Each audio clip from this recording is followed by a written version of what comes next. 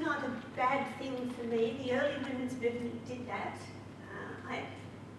I can remember fights or brawls, as we would say in Australia, with gay male activists tying themselves to chairs, just like suffragettes, chaining themselves to the fence so that they would not be removed from a women-only meeting.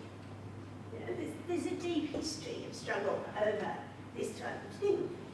And the argument for those who want to enclose a space for a while is always that you need time to develop your strength, your ethos, your protocols, to develop what you have to offer the world. And then you might open up. Now, as people get older, myself included, you start to be more and more irritated with this type of argument. I am not a fan myself of safe spaces today. But having imposed them on other people in my life, I can't really criticise them either. Interasia Cultural Studies was, in its conference activity for quite a long time, a closed shop. You had to be invited or told about it. Who were we keeping out? We were keeping out people from area studies because we wanted to develop a different knowledge practice. Our knowledge practice was to be based on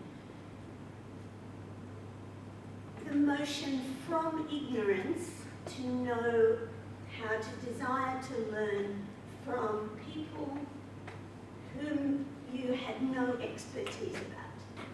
So you didn't try to develop an expert epistemology, on the contrary.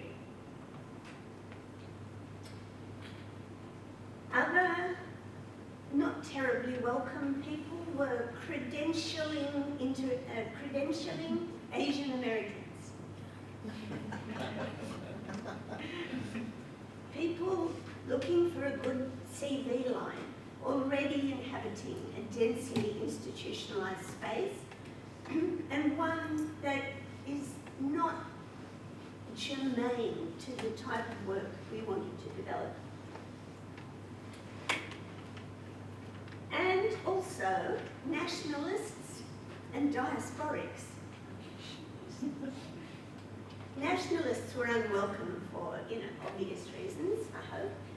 Diasporics because they're endlessly caught in subjectivity talk and not grounded anywhere where they were doing work with the social movements. So that was a kind of version of the transnational.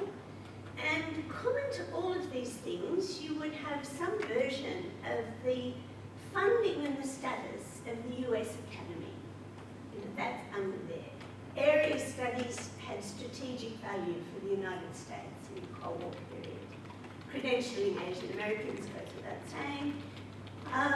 And diaspora discourse was heavily invested in the early 1990s in US thinking. So I was thinking when I heard the question earlier about Prasenjit Dwara and Helen Sue, I mean, one of the differences is there immediately you can point to the wealthy US universities that underpin those careers. These days it's not a competition, it's just really different. And when we were building a different intellectual culture, those elements were not welcome. And an essay in 1992 by Kuan-Hsing called Voices from the Outside Towards a New Internationalist Localism is, to my mind, an essay worth revisiting now as a sort of foundational manifesto. This is a vanity photo, just to show you vividly how long ago this was. This is like 25 years ago. These skinny people, young people, Lawrence Grossberg, Megan Morris, Chen Kuan-Hsing, and our friend Li Dingzhang from Taiwan.